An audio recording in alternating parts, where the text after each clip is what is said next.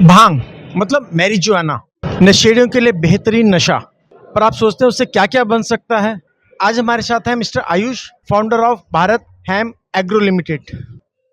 आयुष ने भांग के पेट से वो चीज बनाने के बारे में सोचा जो शायद एक आम आदमी सपने में भी नहीं सोच सकता। इनके भांग के प्रोडक्ट हैं भांग के पेट से बनी टी शर्ट, भांग की शर्ट, भांग के कपड़े, भांग के तकिया और भी ना जाने क्या क्या। आइए बात करते हैं मिस्टर आयुष जी से। आयुष जी, कपड़ा बनाने के लिए आपने केवल भांग को ही क्यों चुना? आप चाहते तो आप कोई भी फैब्रिक चूज कर सकते थे, भांग ही क्यों आपका मेन टॉपिक रहा? हम लोग सर सस्टेनेबिलिटी, ऑर्गेनिक और इको फ्रेंडली प्रोडक्ट्स को प्रमोट करना चाहते हैं। जैसे कि अब हमारे पूरे ग्लोबली देखा जा रहा है, ग्लोबल वार्मिंग बढ़ रही है, हमारा एनवायरनमेंट के सीजन्स बिगड़ चुके हैं, सारी चीज़ें उल्ट-पल्ट हो चुकी हैं। तो उसे हम लोगों को ही, फ्यूचर जनरेशन को ही ध्यान में रखना है, क्योंकि हमारे आने वाले आगे वाली जो पीढ़ी है, वो वरना हम बहुत कष्टदायी अपना जीवन जिएगी। तो हमने सर ये सोचा कि क्यों ना एक ऐसी चीज़ जो वेस्ट है हमारे यहाँ, जैसे सर मैं यूपी से बिलॉन्ग करता हूँ, हमारे यहाँ भांग की पत्तियों का कलेक्शन करा जाता है दवाइयों के लिए। सरकार के उस पे पॉलिसीज़ हैं।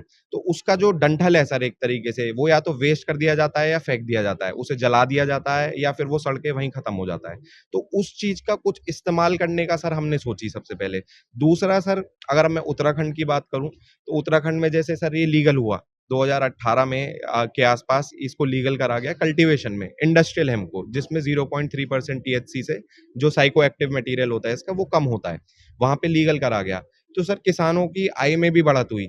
लोग जो हमारे यहाँ पे गन्ना किसान है, उससे ज़्यादा वहाँ पे किसान पैसा कमाता है और क्रॉप में कोई टाइम भी नहीं लगता।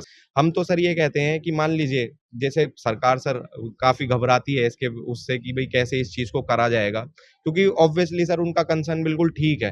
क्योंकि अगर ऐसे नॉर्मल तरीके से हम इसे कल्टीवेशन में ला दें या फिर नॉर्मल तरीके से इसे लीगल कर देंगे, तो सर वो फिर उसका वाइल्ड स्प्रेड बहुत जल्दी होगा। क्योंकि सर क्या है, मान लीजिए अब लोग इसे ओपीएम से कंपेयर करते हैं कि भई ओपीएम भी तो लीगल है। बट सर हमें समझने की ये ज़रूरत है कि ओपीएम हर जगह नहीं पैदा होता। ये खरपतवार नहीं है, ये वीड नहीं है। भांग ऑलरेडी खरपतवार के तौर पे जंगली तरीके से पैदा होता है। तो एक कंसर्न मैं, क्योंकि सर इसके गवर्नमेंट एस्पेक्ट पे भी और पॉलिसी एस्पेक्ट पे भी काम करता हूँ, रिसर्चेज़ करता हूँ। तो मैंने देखा सर, सबसे बड़ा कंसर्न ये है कि कल को अगर इसे जस्ट ऐसे ही लीगल कर दिया जाएगा, तो फिर सर हर आदमी इसको करने लगेगा। ये बहुत समझने की बात है, आदमी समझता नहीं है। हमारे इंडस्ट्री में सबको ये समझने की ज़रूरत है कि वो फिर वाइल्ड स्प्रेड गलत तौर तरीके से उस चीज़ को करा जाएगा। तो हम क्या चाहते हैं कि जितनी स्लो स्पीड से और जितना धीरे-धीरे इस चीज़ को प्रोसीड कर सकते हैं, उस तरफ पे हमारा फ़ोकस है सर।